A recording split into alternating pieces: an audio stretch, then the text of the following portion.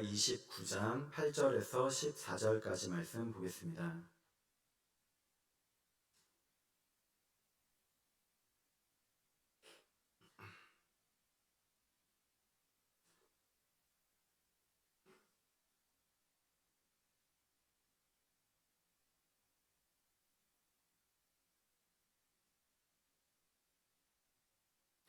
예레미야 29장 우리 8절부터 14절까지 우리 한 절씩 번갈아 가면서 읽겠습니다.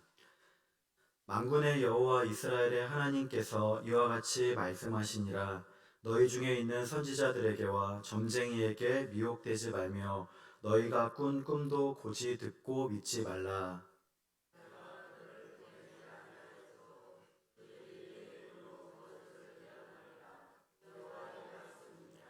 여호와께서 이와 같이 말씀하시니라. 바벨론에서 70년이 차면 내가 너희를 돌보고 나의 선한 말을 너희에게 성취하여 너희를 이곳으로 돌아오게 하리라.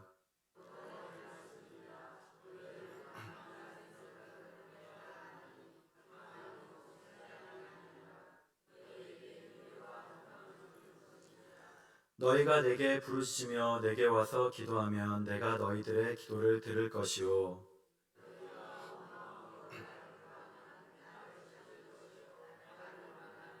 함께 읽겠습니다.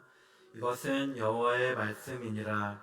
나는 너희들을 만날 것이며 너희를 포로된 중에서 다시 돌아오게 하되 내가 쫓아 보내었던 나라들과 모든 곳에서 모아 사로잡혀 떠났던 그곳으로 돌아오게 하리라. 이것은 여호와의 말씀이니라. 아멘. 네, 오늘은 기도를 들을 것이요 라는 제목으로 우리 함께 말씀의 은혜 나누도록 하겠습니다. 홍성사에서 나온 주여 사탄의 왕관을 벗었나이다. 우리 간증집이 있습니다.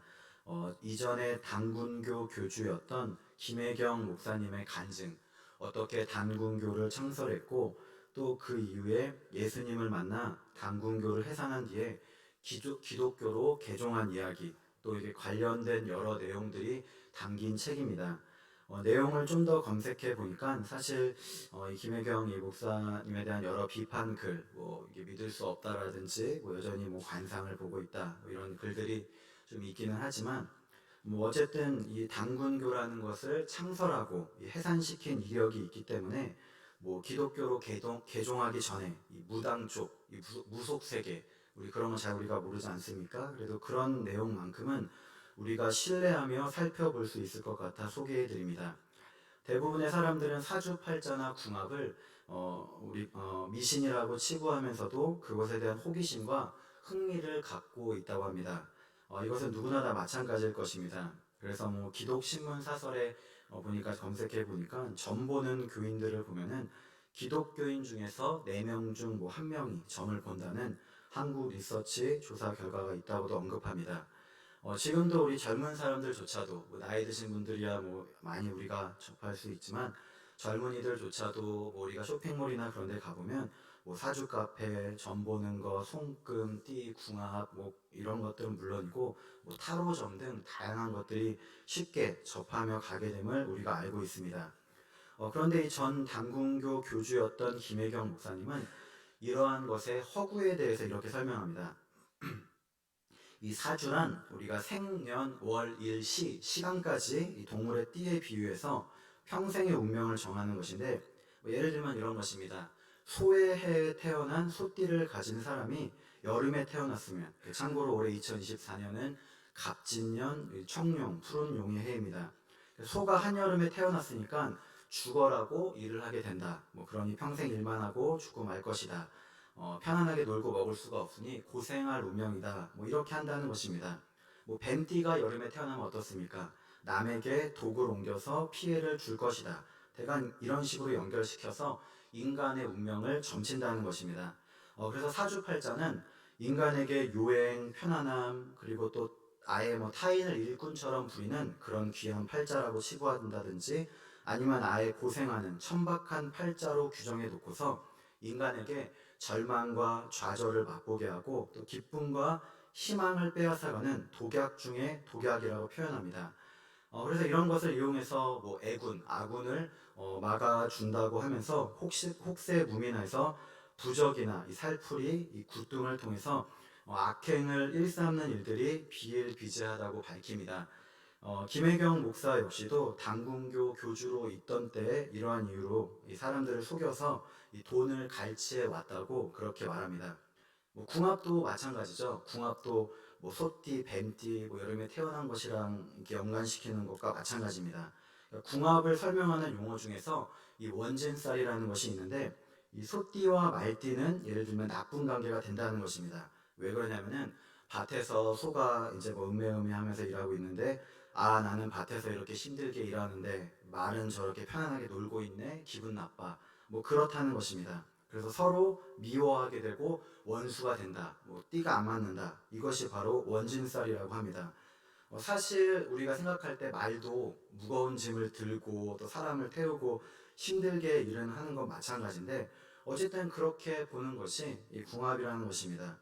어쨌든 남녀의 궁합을 보기 위해서 여러 곳에 점쟁이 집을 가보면은 사실 다 같은 얘기가 나와야 되는데 다른 이야기를 한다고 합니다. 그래서 잘 맞는다, 안 맞는다, 이러쿵 저러쿵 도무지 판단을 내리기도 복잡하고, 또 신나게 지금 열애 중인 남녀에게 궁합이 안 맞는다면서 무책임하게 헤어져야 된다는 내뱉은 한마디로 헤어지고만 남녀도 있고, 아직 적당한 천생연분이 나타나지 않았다고 예언하는 바람에 나이가 많아서도 독신으로 살아가는 사람, 또 무슨 띠의 사람을 만나야 된다 이렇게 속삭이는 바람에 좋은 혼처를 다 놓치고 포기한 사람 등등등 이런 경우가 허다하다고 말합니다.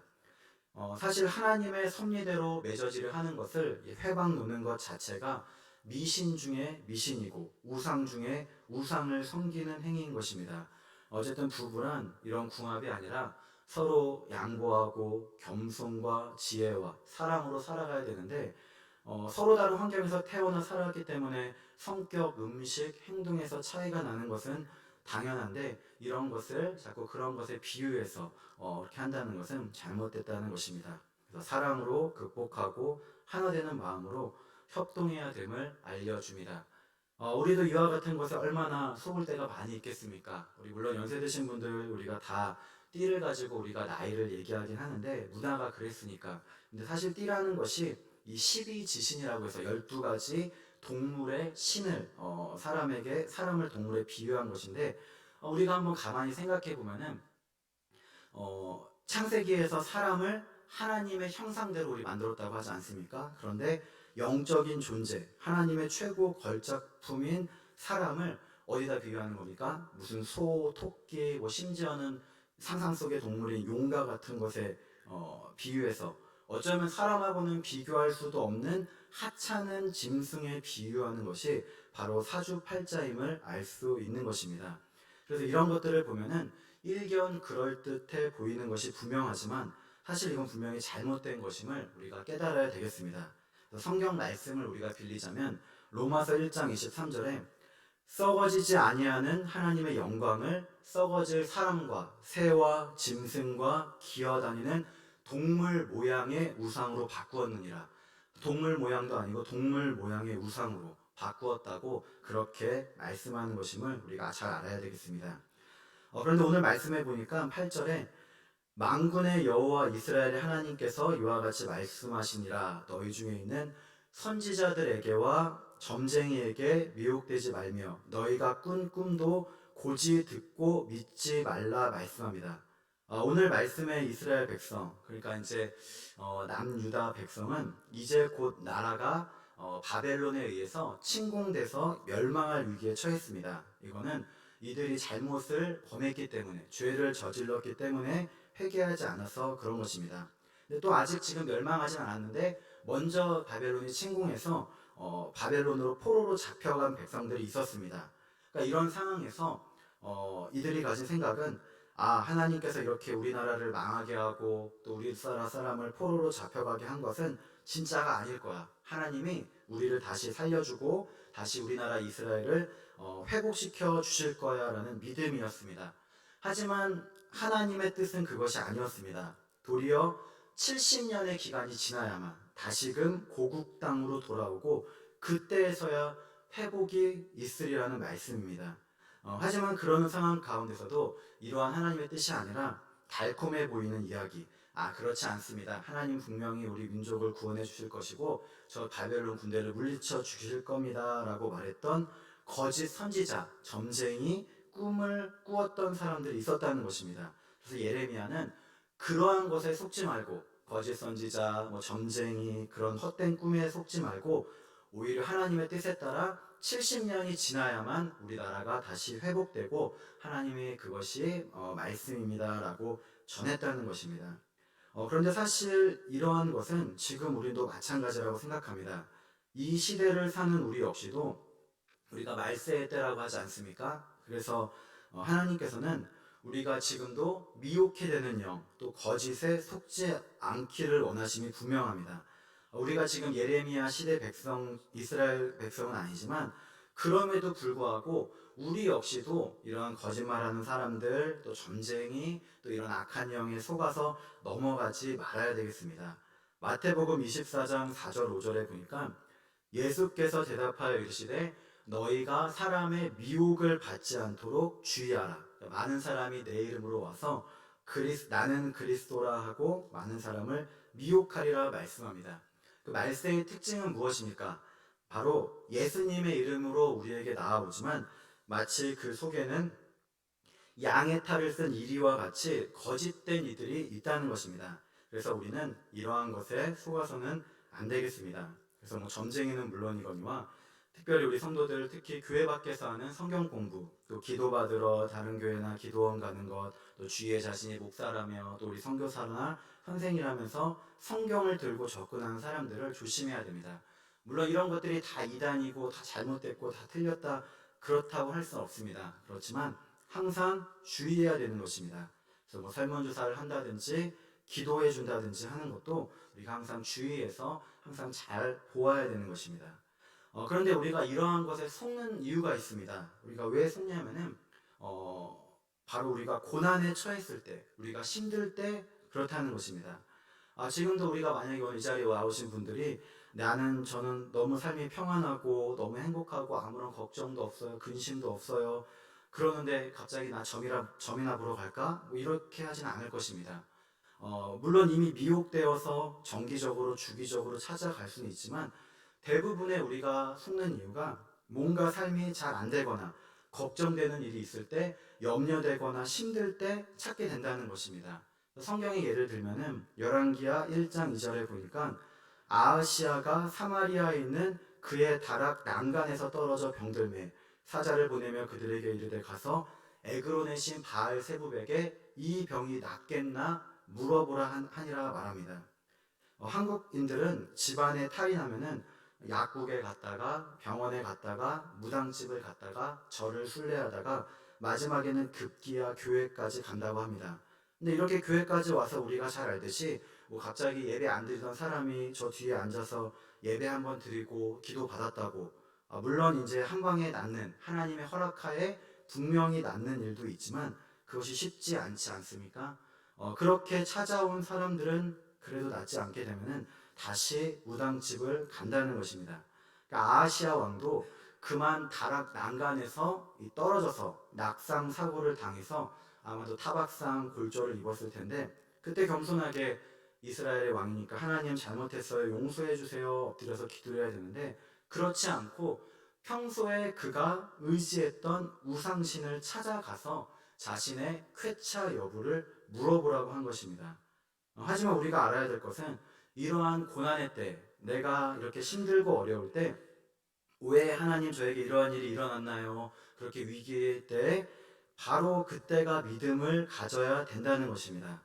그런데 사람들은 도리어 그러한 때 하나님을 떠나서 다른 것을 의지하게 되는 것입니다. 거짓 선지자라 하더라도 분명히 이들 역시도 능력을 행하기도 하고 그렇기 때문에 더더욱 주의해야 됩니다. 마태복음 7장 22절에 보니까 그날에 많은 사람이 나더러 이르되 주여 주여 우리가 주의 이름으로 선지자 노릇하며 주의 이름으로 귀신을 쫓아내며 주의 이름으로 많은 권능을 행하지 아니하였나이까 말합니다.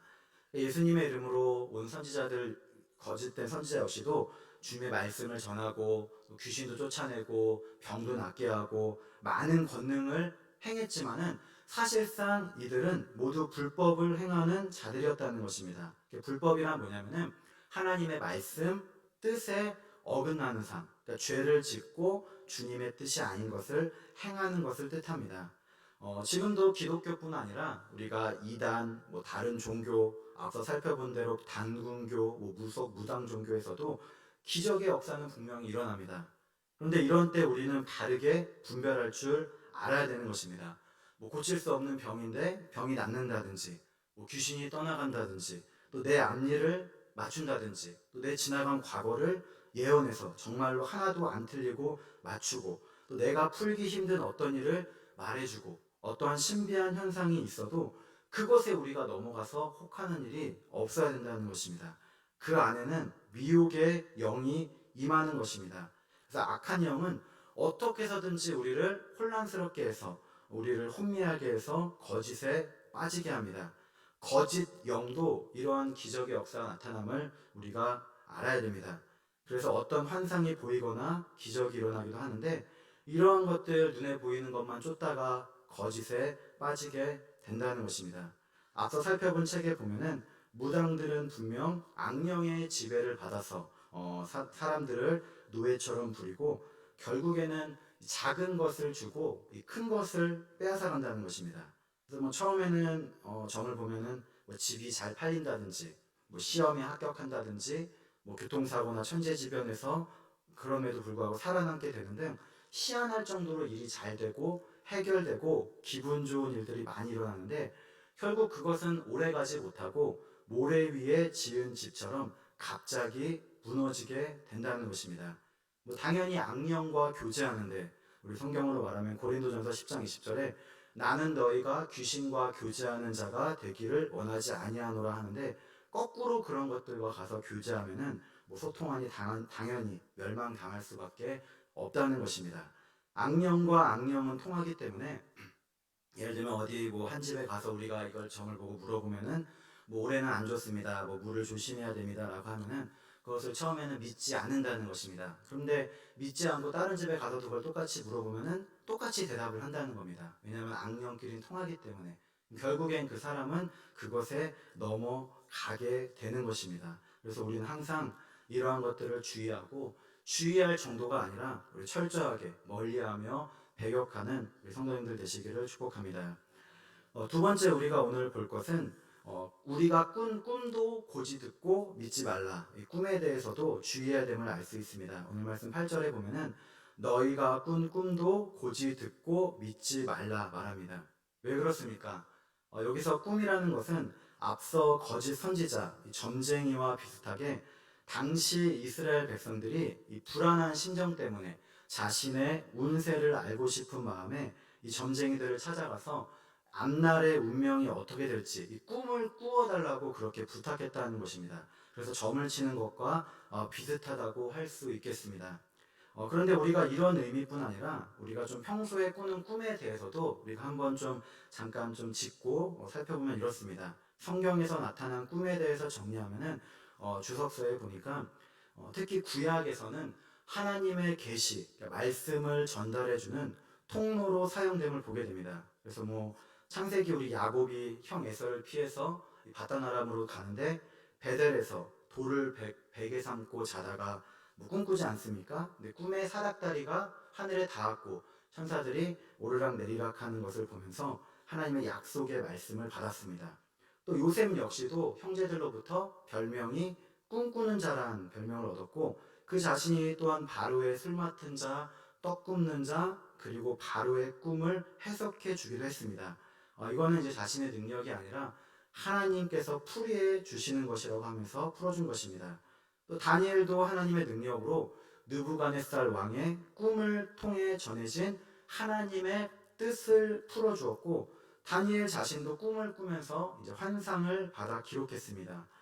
이처럼 성경에서 특히 구약에서는 이렇게 꿈에 대해서 나오고, 마태복음에서는 이제 신약에 넘어와서는 마태복음 1장, 2장까지 꿈이 하나님의 말씀과 뜻을 전달해주는 계시의 통로로 사용되어 나타납니다.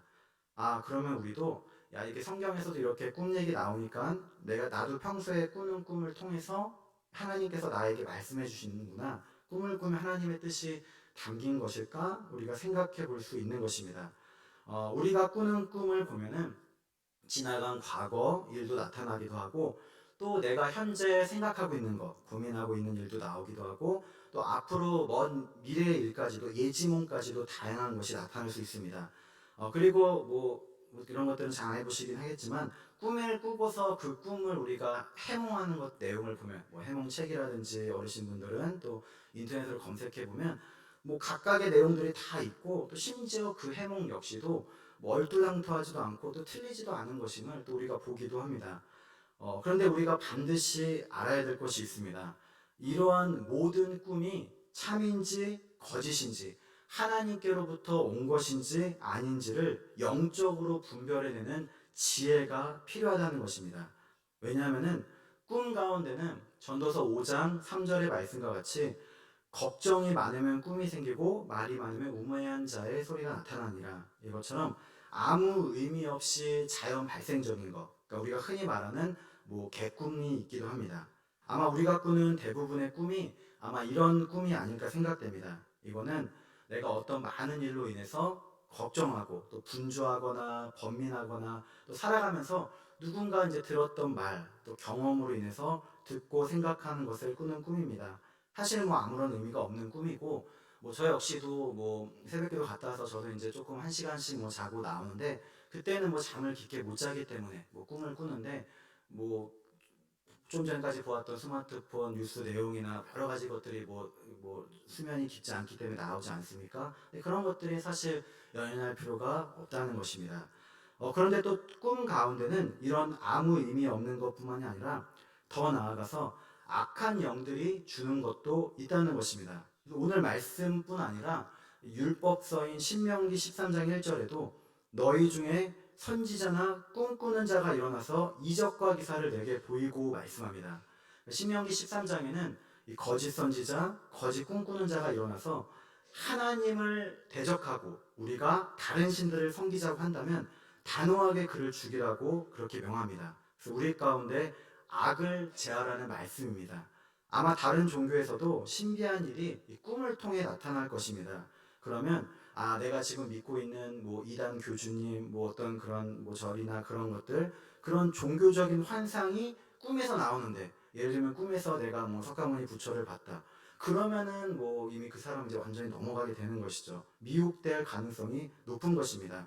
근데 이런 꿈을 하나님께서 주신 것이라고 우리가 믿으면 결코 안 된다는 것입니다. 그래서 이처럼 꿈은 성경에 나오듯이 하나님께서 주시는 계시, 말씀의 통로일 수도 있는데 아무 의미 없는 것일 수도 있고, 또 심지어는 하나님을 대적하는 이 광명의 천사로 가장하기도 하는 이 사탄이 주는 것도 있을 수 있다는 것입니다. 그러므로 우리가 꿈을 꾸고 영적으로 잘 우리가 분별해야 되겠습니다. 근데 사실 이것이 쉽지가 않습니다. 이게 뭐 이 꿈이 뭐 하나님 꿈인지 마귀 꿈인지 내 생각인지 그건 우리가 분별할 수가 없습니다. 그러므로 가장 좋은 것은 뭐냐면은 너무 우리가 밤에 꾸는 꿈, 낮에 꾸는 꿈에 집착하고 그 꿈꾼 것에 의미를 부여하지 않는 것이 좋다는 것입니다. 신약에 넘어오면은 이 꿈에 대한 성경의 언급이 거의 없어서 예수님께서 탄생하실 때 우리 마태복음 1장, 2장에 나오고, 또 빌라도 아내의 말 마태복음 27장 19절을 통해서 전해집니다. 또 요엘서를 인용한 사도행전 2장 17절, 뭐 젊은이들은 환상을 보고 늙은이들은 뭐 꿈을 꾸고 뭐 그 정도 말씀에서 기록될 뿐인 것입니다. 이렇게 신약에 와서 꿈에 대한 이야기가 적게 기록된 것은 왜 그렇습니까? 바로 예수님께서 이 땅에 오셨고 또 그분께서 친히 말씀하심으로써 하나님의 계시가 완전하고도 분명하게 전달되었고 완성되었기 때문인 것입니다. 그러므로 우리에게 있어서 꿈은 성경에 나타난 하나님의 계시, 이 전달 통로 중 하나는 분명하지만 우리가 꿈을 절대화해서 우리에게 주어진 하나님의 말씀보다 우위에 두어서는 안 됩니다. 또 모든 꿈을, 내가 지금 오늘 꾼 꿈을 마치 모든 것이 다 하나님의 뜻이라고 이해하고 받아들이면 안 된다는 것입니다. 꿈 한 번 꾸고 우리 삶을 변화시키거나 꿈 한 번 꾸고 우리의 모든 것을 그것에 거는 일은 매우 신중하고 조심해야 될 일이라는 것입니다. 그래서 뭐 좋은 꿈은 그냥 좋게 의미를 부여하고 나쁜 꿈은 잊어버리는 것이 좋습니다.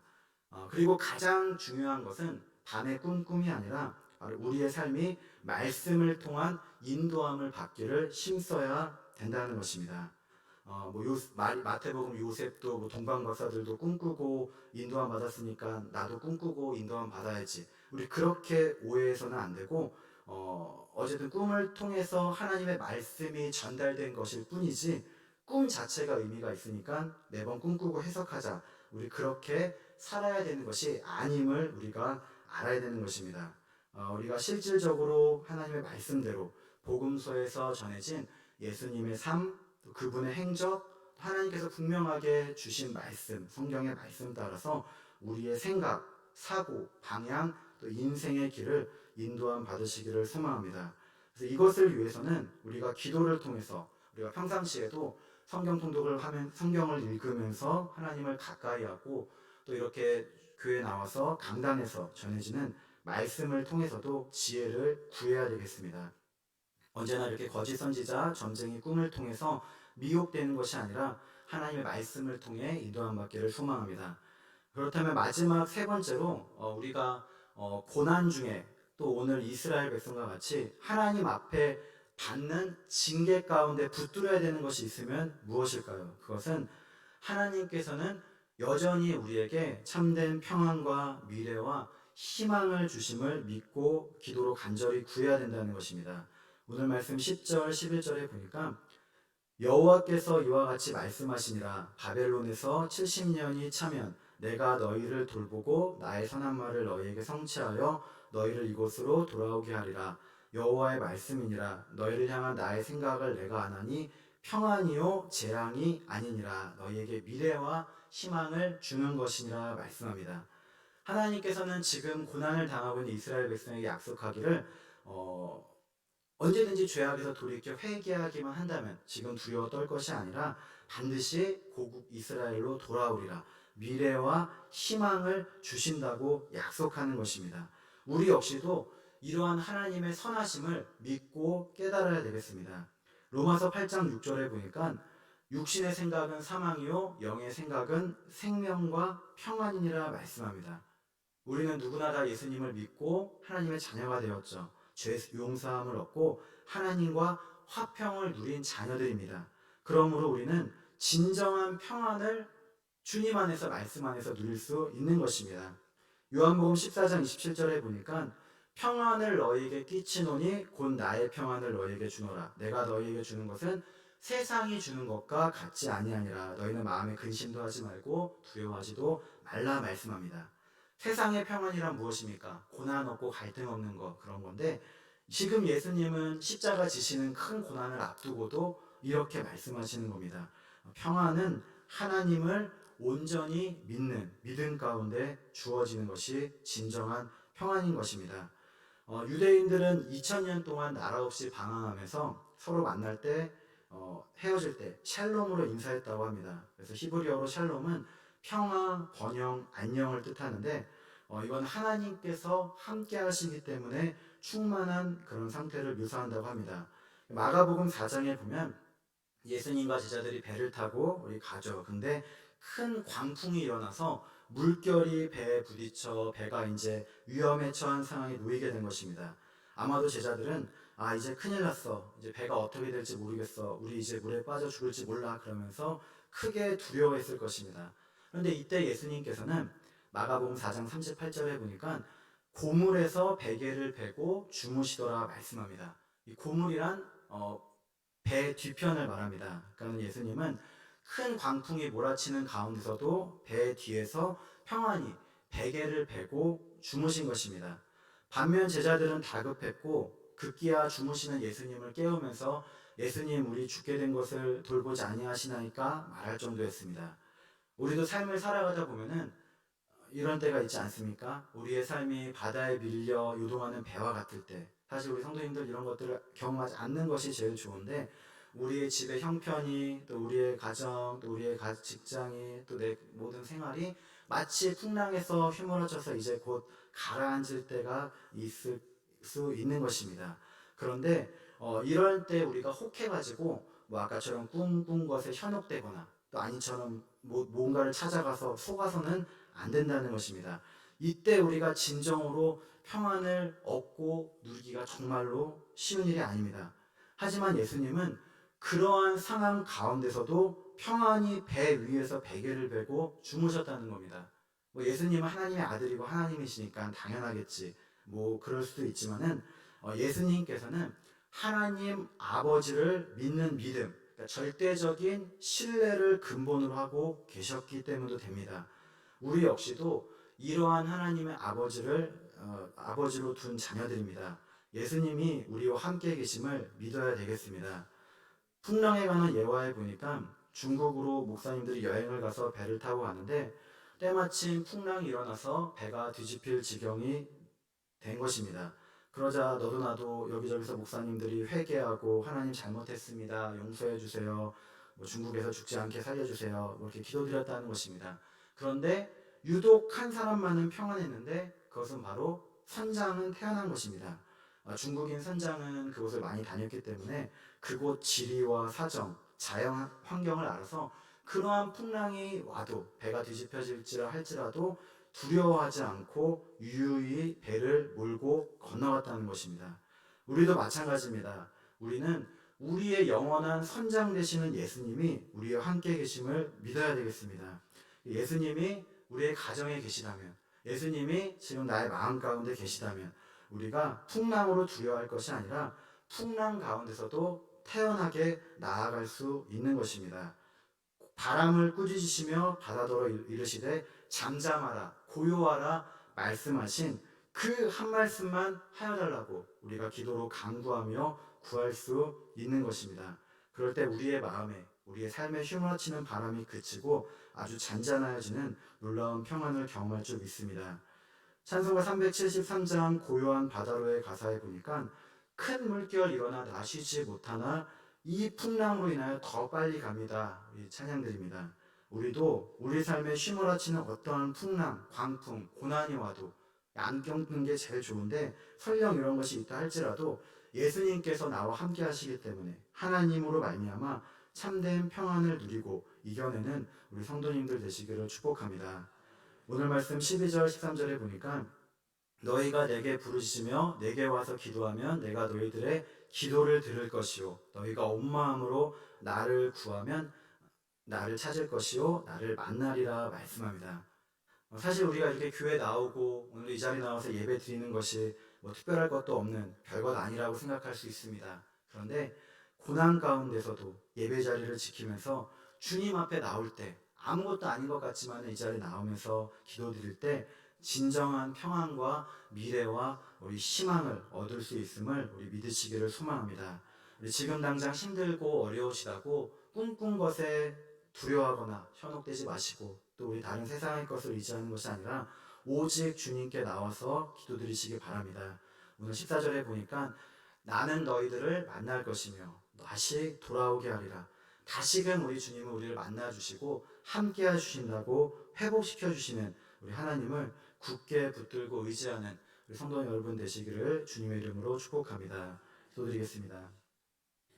하나님 감사합니다. 어떠한 고난 가운데서도 세상의 것에 속지 말고 하나님께 기도드리며 구함으로써 승리하여 유혹과 미혹에서 벗어나는 진정한 평안과 미래 희망을 주님 앞에서 찾는 저희 모두가 되게 해주시옵소서. 감사드리며 예수님의 이름으로 기도드립니다. 아멘.